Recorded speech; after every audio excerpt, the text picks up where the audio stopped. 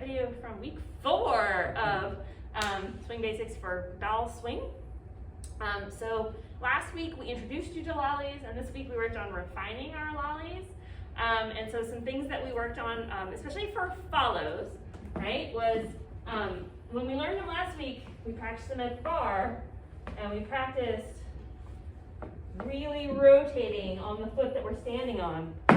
But then I had you kind of pay attention again to that moment when you're with a partner. Because it's really easy. Can we not rotate our lollies just so I'm still facing the camera? It's really easy when you're with a partner to just do your lollies like this.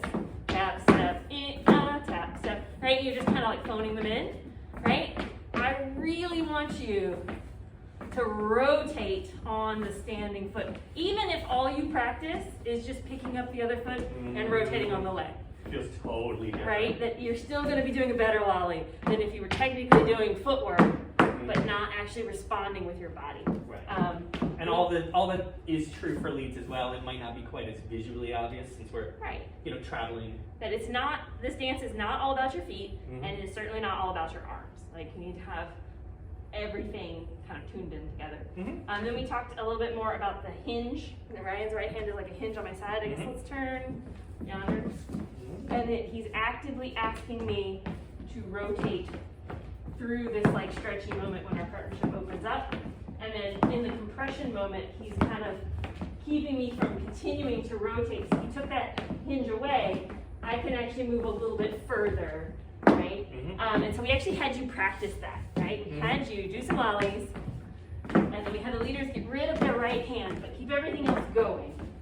And just practice what that felt like, right? Of like how much more I can move in this direction now toward and over my left shoulder.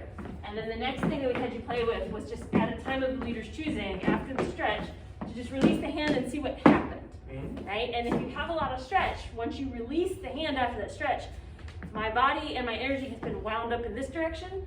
It's going to feel really natural for it to unwind in this direction. And then also at the beginning of class, we did a little turn drill where we had the follows. We had everyone practice it because it's just a good life skill of gathering and then step, step, step. And then we practice it on the other side, even though we don't necessarily use that side for toss outs. I mean, maybe like kind of an off-arm toss out. But gather, step, step, step. Gather, step, step, step, gather, and just stepping through your turn, but allowing your feet to pivot on the floor through every step.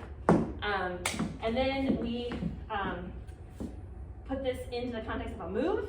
So we did a lolly, and then we did this turn, and then we had to collect into, out, and ins. So that looked like 1, 2, 3, 4, 5, 6, 7, 8. 1, 2, 3, 4, 5, 6, 7, and we had to just keep doing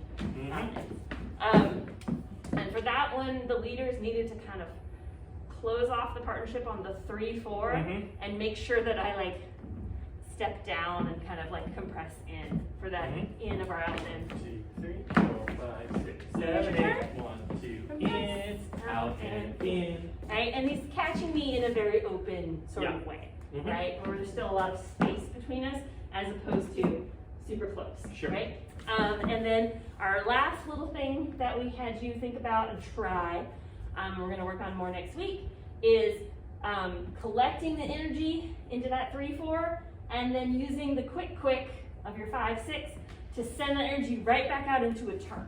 So we'll do it once with numbers. 1, 2, 3, 4, 5, 6, 7, 8. 1, 2, 3, 4, 5, 6, 7, 8. Do, do, do. Do. You can put them on repeat, right? And I feel like the counting that worked the best was, I think you were doing some numbers, and I went, here's your turn. Because I think it's just not getting ahead of yourself on that turn, that second one. 2, 3, 4, 5, 6. Here's your turn. 1, 2, 3, 4, 5, 6. Here's your turn. Right? Like you have a lot of time between those. And that we talked about that it's very much like our energy is just swapping places. Right? If we're doing a bunch of those in a row, do, do, here's your turn. Do, here's your turn. Do, stretchy moment. Do, stretchy moment. That you can just put those on like pretty much endless repeat if you wanted to. Right, because like when we get to that like 3 moment I'm thinking about like turning over my right shoulder, right. and that brings my partner through.